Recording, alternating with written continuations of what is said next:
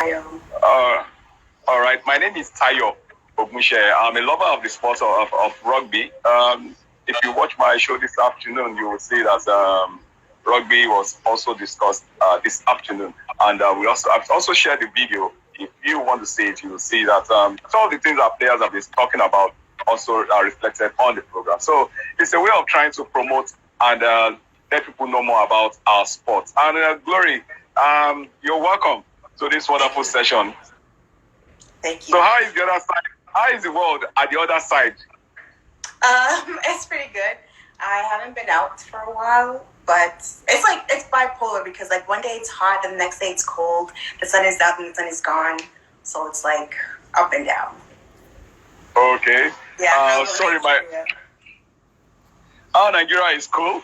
We are keeping the COVID pandemic. It's everywhere. It stops sports from we doing the normal thing when it comes to sports, what we do regularly. But we just have to get by and hope that we have our normal lives back once COVID-19 is off the screen for us, off the scene for us, off the field for us, off the pitch for us, off the court for us, and out of our lives, so that we can continue doing what we love to do. Yes, I agree. All right, you guys, if you're just joining us here, this is the session we will continue in. Remember, as at 11 a.m., we have Ibiosi join us from Abeokuta. She plays in Edo State, yes. She was actually waiting for the National Sport Festival to take off, but then COVID-19 stepped in and stopped the National Sport Festival. Yeah. And about 3 hours back now, we had very exciting Oreoluwa Adikoye. She joined us also from Canada, and she told us so many things about what she loves and what she likes doing, how she, her experience in Las Vegas, coming around to join other team players all over the world, and how the experience was for her. And this afternoon, or this evening, I'm looking at, or is it, okay, it's early afternoon over there for you, or wherever you are all over the world. I want to welcome Glory Ezeude. Welcome officially now to this wonderful session we are having for rugby players all over the world. Thank you, Tayo. Okay, so I would like to find out from you. So how have you been keeping safe over there? Staying indoors.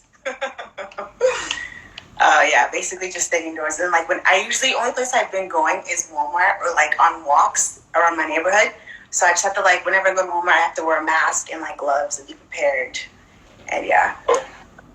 Okay, so do you go out for training or anything, or just to keep fit as a player? Oh no, so I work out almost every day in my basement. So I don't, because all the gyms are closed. And I wanted to start doing runs, but I had an injury in November. So my ankle is still not fully healed. It's healed, but if I run, I have to tape it up, and I don't have tape, so I can't run because if I run, then it's going to swell up. So I have to. I don't know what I'm gonna do with that. I'm trying to remove the pinch and the pain so I can start running soon. So that's just where I'm at right now. I mostly just keep fit and work out in my basement. And do walks, because I heard if you walk for an hour every single day, you'll lose weight. So I'm trying to do that, but I haven't really done that. I've only done that once. Yeah. Sorry for your ankle. I hope it heals on time. Me too. Okay, so tell us, just give us a brief introduction of yourself before I go to my questions. Okay, so my name is Glory Ezeude. I was born in Nigeria, but I moved to Canada in 2005 with my family. So now it's been 15 plus years. And I started playing rugby in high school. Oh, I started with basketball, but then I moved on to rugby in grade 11.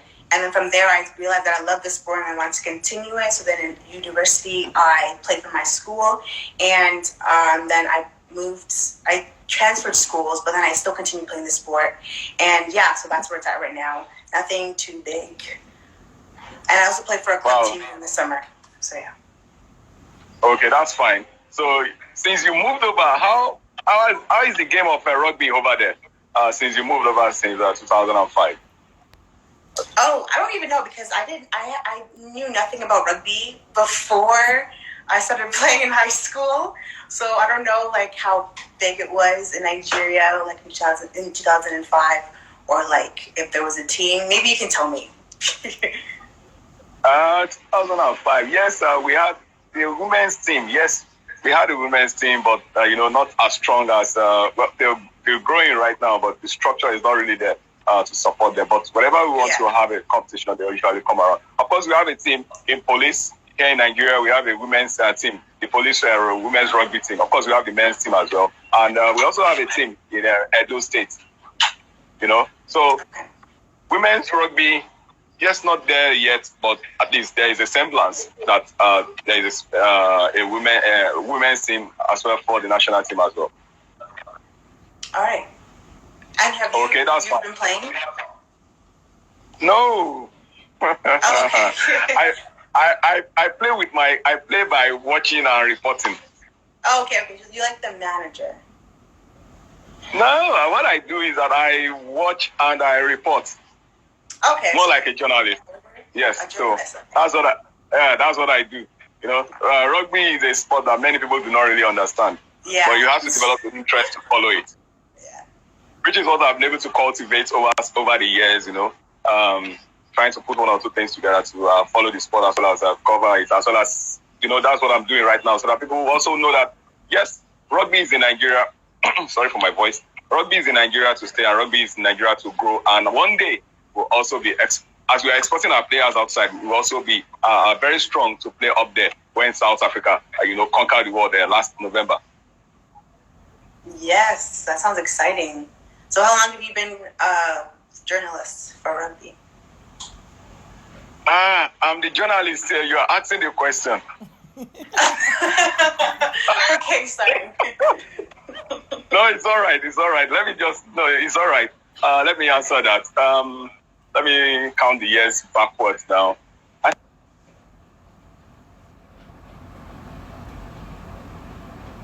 In 9, it has not been well established in Nigeria. So Lady Williams, I don't know if you know him. He used to come around then and he shares press releases. This is rugby. We're looking at it as rugby. Which sport is rugby? Wait, who did you say? Pardon? Okay, what I said was that Lady Williams, we call him Mr. Rugby here.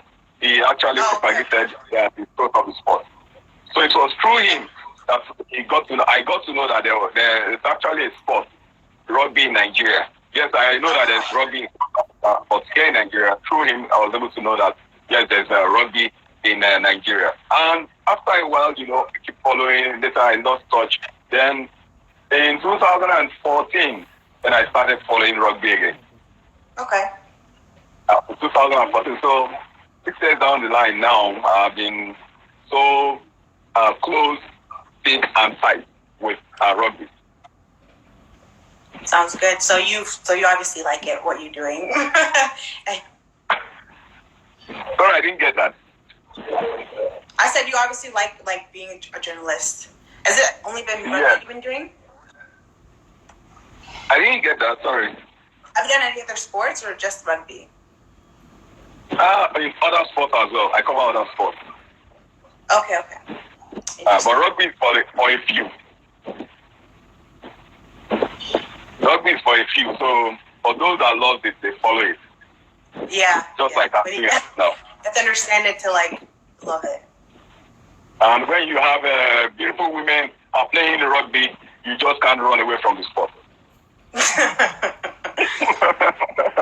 I think that's nice. So when did you actually get into the game itself? At what age? Just fill us in.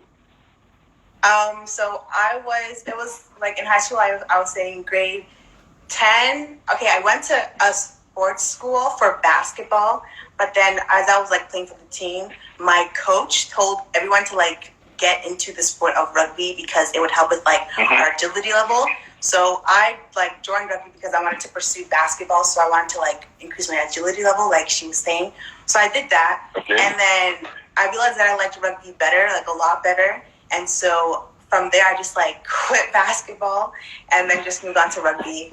And I think I was 15 or 16. Okay. Yeah. So rugby over there. Do you? Okay. Let me get this out of the let the cat out of the bag. You play rugby over there. Do you? You play as a pro player or what? No, I'm trying to play as a pro player, but right now, because of the whole COVID-19 thing, it's like everything is delayed. So my rugby career right now. COVID-19 again. God's grace in the future. COVID-19 again. What will COVID not? It's COVID. always COVID, please. We want to tell again. We want to develop. Honestly. So you did basketball for rugby? Yeah, I did basketball before rugby. For obvious reasons, which you stated. And also earlier, one of our players here actually did weightlifting for rugby. So what's the catch about rugby? What's the attraction really? I think it's just like the aggressiveness, honestly, to me, because like people don't know this, but I'm an aggressive person, and like I don't like to be aggressive off the field. So like it's a good like rugby is really good to be aggressive.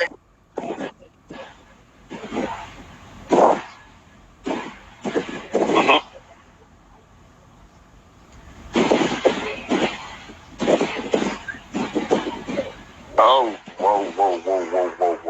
I want the network to come back. This must not break. This is a very exciting period we're having here.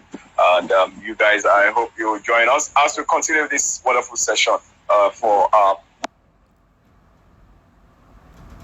celebrating our women. We're celebrating the rugby. We're celebrating, we're celebrating everybody as you are here today. Since we started this a month back now, we've had a whole lot of players join us all over the world. And today, we just decided that, we must talk about our women. We must celebrate our women because we cannot do without our women. Yes. Do you disagree? I'm sure you can never disagree because we can't do without women. Yes, we can't do without them. Even in rugby, we can't do without women. That's why we're celebrating them today. So let me just give you a roll call. People of our players who have gotten the honor to play for the Black Stallions, whether for the Lady Stallions or for the Black Stallions as well. So I'm going to go through my list here, and Glory Ezeude from Italy was here, and Talbot Okafor was here as well. Aziz Ladipo, he was also here. Joshua Etim was also here as well. Don't forget that Praise Ezeude also joined us all the way from Australia. Samuel Epo, based in South Africa, now plays for Rangers. Anu Smiler, the captain of Barewa Rugby Football Club, one of the biggest clubs. Okay, let me just say it like that. One of the biggest clubs, yes, in Nigeria, Barewa Rugby Football Club. Not forgetting his former player as well. That's Joshua Etim, who has moved to South Africa now. And Declan Nwachukwu, he also plays for the national team. He's based in the UK. And Joshua Etim, I mentioned Joshua Etim is moved to South Africa now. No, of course, Louis Ismail and Fidelia Morgan, the captain of the women's team. That's the Lady Stallions. So I'll wait on Glory to join us back now because she just went off. I know maybe it's a network or something.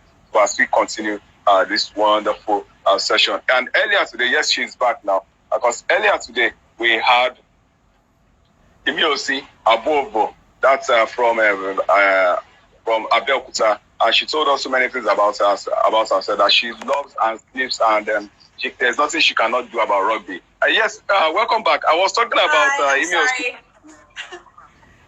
Okay, I was talking about Imiosi Abobo, who was our first lady on today's session, that she sleeps and eats and she can't think of anything apart from rugby. That she left weightlifting for rugby. I'm sorry, the connection's really bad. Can you repeat what you said? Yes, I can hear. Can you hear me now? Can you hear me? Yes, if you can hear me, Safety network is wanting to interrupt our discussion here, but the network will not disturb us. And also, we had Orelu Abikoye. She joined us all the way from Canada. That was the second session we're having today. And I want to say a very big thank you to her, because she was able to tell us so many things. The experience she had when she had her first stint with the national team. And, that was in Las Vegas. And, we had a wonderful session. That's with Orelu. And it's here now this session I started about 30 minutes or thereabouts ago. But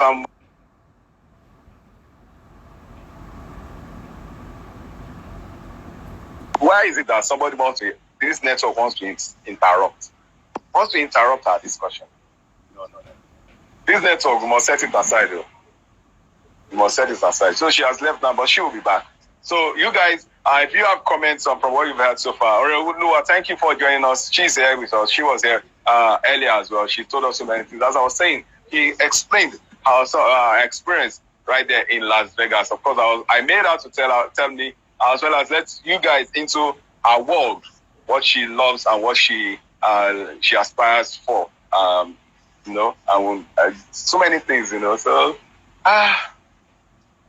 what can we do with it? We can't do anything without our women.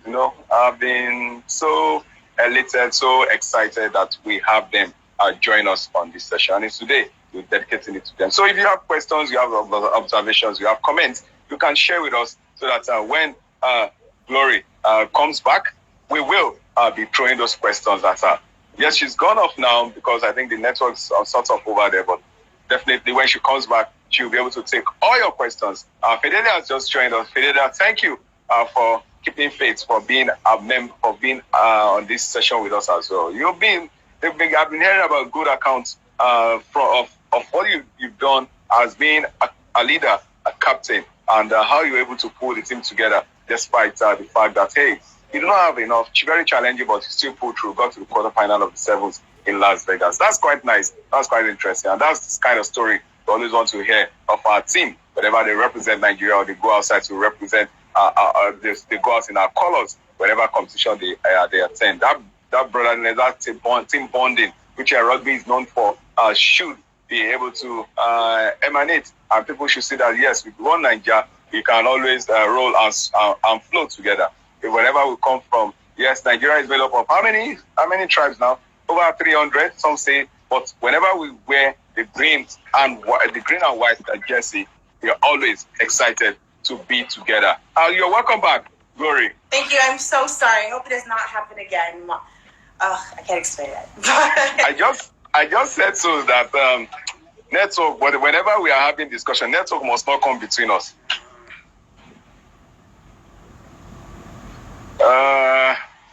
How the network is back there. All right, how is it now? Can you hear me? Yes. Can you hear me? Okay, I believe everything is fine right now. Okay. All right, so you were saying, go on. You were saying before the interrupted our discussion.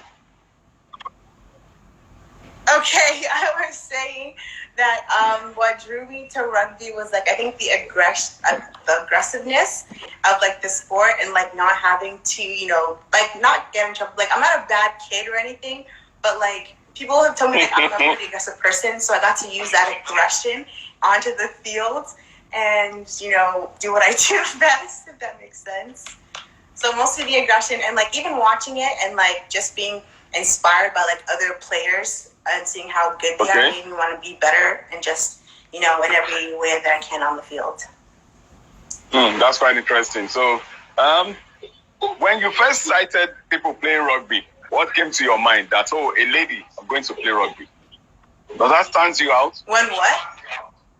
I said when you saw when you watched the game of rugby and you as a lady you decided to play rugby. Yeah. Well, what made me want to continue? Were your parents confident that you're playing rugby as a lady?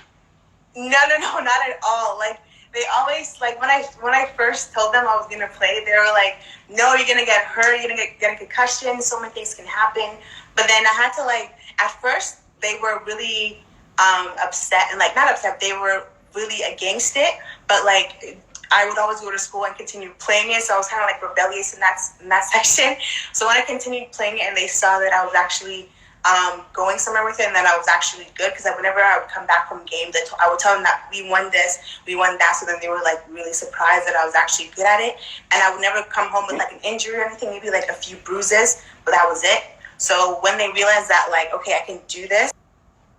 Okay. Being okay with me playing the sport. So who is your biggest fan or your bigger fan from your between dad and mom?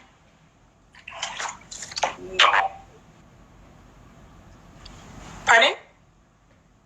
Yes, I asked, since your parents were kind of don't do rugby, please, don't do rugby initially, and now you're doing it. So who is your bigger fan? Your dad or your mom? Sorry, what would you say? Who is your bigger fan? Your dad or your mom? Neither. Maybe my dad more. Because I tell I tell him to come out to the game. My dad would be the one to come. Actually, no. They're on the same like level. Yeah, they're on the same level. Okay, like they don't love it, but they don't hate it. Okay, that's quite nice. So now let's talk about the national team. That's the Lady Stallions. So how did you get to know that, yes, there is a Lady Stallion you're going to play for? So you've spoken to Fadilia before, so I got to know it through her. When I was playing for York University, she knew my coach, and so I think she played for the team as well, I'm pretty sure. And so she got access to like our Facebook page, our Facebook group page, and she put out the announcement that, okay, there's a Nigerian team happening. If anyone was interested and that was Nigerian, they should like let her know. And so me and like two other my Nigerian friends who were also on the York team, we contacted Fadilia and told her that we were interested. And so from there, we just went from there. That's quite interesting. So how did the journey start for you when you left Canada heading to Las Vegas? And most of these players you have not met, really. Yeah, I only knew two of them out of like the rest. No, three of them, including Fadilia, out of like the rest of them. It was pretty about it. But going through like, it was hard financially. That wasn't hard, but like I knew I had to like start saving up for the trip. And so I saved up for the trip. And when I heard that part of it was being paid for, I was really grateful for that. So I got my half ready. And so from there, I saved up. We went from there. And then when we got to Las Vegas, I met the girls when we got to the hotel. And it was like, I don't know, it was like we already knew each other kind of, because like we clicked so well. And so it just kind of made it easier because they were really easy to talk to and really fun to be around. So yeah, from there we just connected. Wow. So that's quite fine. That you're meeting different players all representing. You all came together for one purpose, to represent Nigeria, and that's quite interesting to me. And it's like you're just going on a trip where you know that you're going to see something without having the real stuff in your hands, but you have a strong belief that you're going to have a nice time. So how much nice time were you able to experience in Las Vegas? Including playing? When you play, I'm talking about the team now. When you went out to play, that's Las Vegas Sevens, the tournament. Yeah. Okay. It was. I think every single day was a nice time, and then including like the last day when we weren't supposed to play, I ended up playing for a different team because they were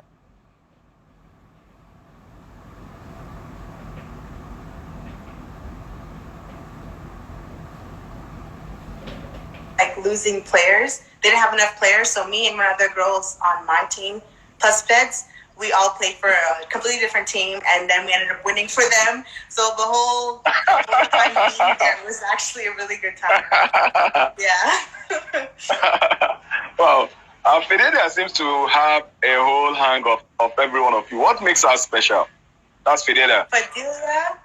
what makes her special? Everything. Like, I don't know much about her, but like what I know so far from her is that she's just a great person all around. Like her everything about her, especially that I look up to her like rugby wise because she is a beast on the field and she knows what she's doing and she's just an amazing leader. If, like, you know her. Wow.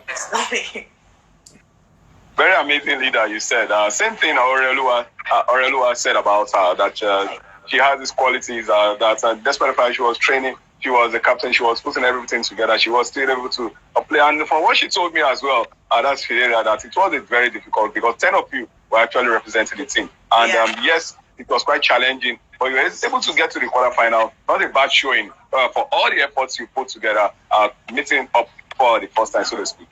Yeah. That's quite interesting. So I want to know from you again, how often after you left Nigeria, have you come back to Nigeria since then? Yeah, my family and I, we used to go every 2 years. So the last time we all went as a family was 2012, I believe. And then we started going separately. So it was me and my older sister. We went like 3 years ago, 2016, 2017. And then my sister went with my dad this December. And then my younger sister went alone in the summertime. And I think next it will be my mom and my brother when this whole COVID is over with. But yeah, we have been since. All right, that's fine. You travel down to Lagos, Abuja, or where? Yeah, we go to Lagos.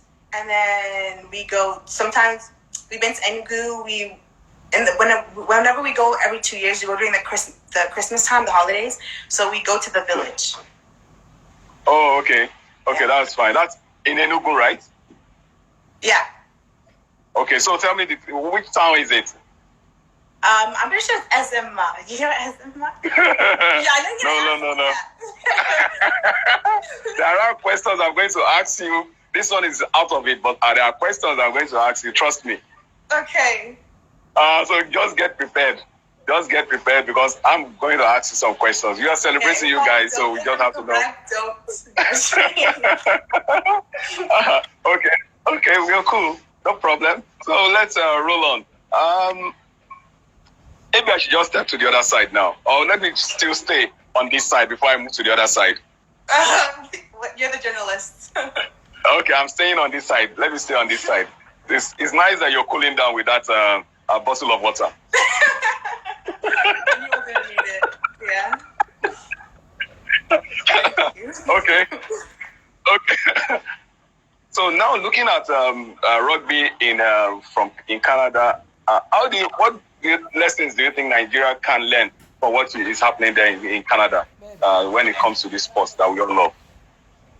I don't really know much about how the Nigerian team is doing, but maybe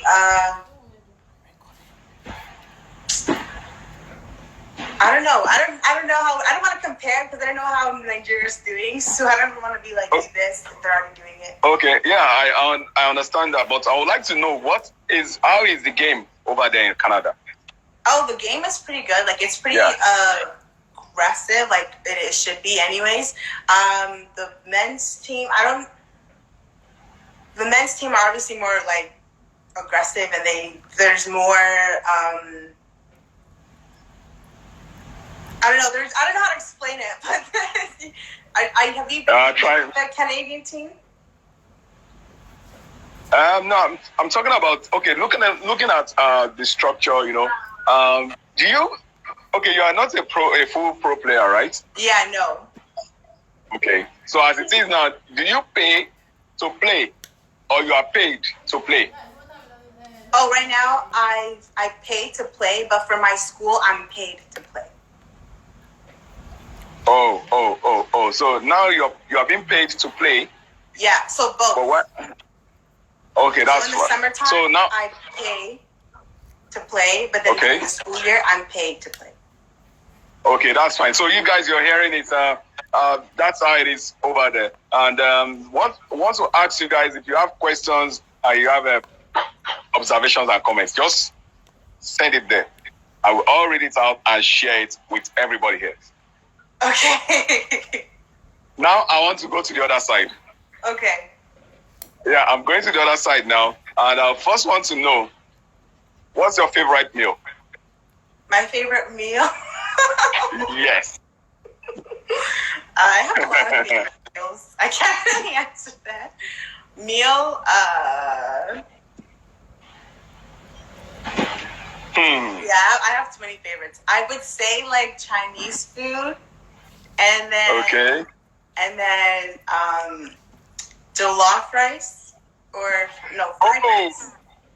Jollof rice again. Jollof rice. Wait, what is it about jollof rice? Is it Nigerian jollof rice? Really well. My mom makes it really well, and like when we go to like parties, they also make it really well. So you can't get away from it. It's just, for me, it tastes really good. Okay, Nigerian jollof rice or the other? Nigerian jollof. Okay, I just want to mention the other. Yeah, no. I don't want to mention the other jollof rice. It is our own Nigerian jollof. Fine, that's cool. You know, people have been, you guys over there, you've been liking jollof rice. What's so special about jollof rice?Maybe we down here, we like apple, we like. What's so special about jollof rice over there? I mean, have you tried it? You don't like jollof rice? I asked Fidelia as well. She said she loves jollof rice. Oh, okay. And Oreolua as well. That we miss having. Oreolua as well mentioned. I think she mentioned jollof rice as well. And a few guys, they were in the UK as well as yesterday. I was speaking to. Okay, yesterday I had Isaac in he's based in South Africa. He also mentioned jollof rice. Yeah, see, Fidelia said it herself. She said it's the best. I'm telling you. Wherever you go. Oh, she just posted now that jollof rice is the best. Yeah. So jollof rice is like, it's just good. I don't know if you can just make it really good. Well, so you have heard it from them that jollof rice is fire. Jollof rice is the best. That's Nigerian jollof rice. We have to put that with it. Yeah. We have to put that. Nigerian jollof rice. So that's it. Yeah. So okay. Now that you love jollof rice, which do you like preparing most? Which meal would you love? Do you like preparing? Besides jollof rice. Sorry, I didn't get that. Besides jollof rice. Oh, what do you love to prepare most? The meal you love preparing most? I don't have a favorite. I like to. Okay, yeah, I don't have a favorite. I like to do I do different things all the time. So like my family and I, we have like cooking days, and I'm every weekend. So I just think of myself. But I know that I can make beans really well. I'm really beans. Good. Yeah. Oh, that's fine. That's one of my favorites. Maybe one of these days when I pay a visit to Canada. I have a sister in Canada anyway. Maybe one of these days when I pay a visit, maybe I'll pop in and have a taste of that beans. Love. Yeah. I also have it with Gary, so it's my favorite combination. Oh, you had a Gary to eat. Yes. You're truly at home. Truly at home. That's quite nice. I like you. You're being real. Thank you. You're being real. No qualms about that. That's fine. So now let's leave the food now and head back to this sport. Who got you your first pair of boots? Who got me my first pair? To be very honest, I've never paid. I've never paid for my first boots at all. I got my first pair from a neighbor. Okay. A neighbor, because when I started playing rugby, I'm like, I need boots. Like, I can't do it without boots. And so my neighbor had soccer cleats, and I used them because I found out you can also use them to play rugby, and they had the shields were actually good enough for me to play. Okay. So I used those until those were worn out. So they wore out last year, and then I had to get another pair. So then I asked. They actually worn out. They ripped the bottom, and there was a hole. I think it was during a practice or a game. So then I asked one of my teammates for a pair, and so I asked me to pay her $45 for them. So I did that. So I've just been having that since then. So never really paid for my. You can count that, but that was $45. Okay, so what's your best moment in rugby, so to speak, so far? Oh, my best. I know you're going to. So far, I know you're going to have glorious moments, but for now, your best moment. My best moment was probably going to Las Vegas with the Nigerian girls. And but besides that, yeah, that was like really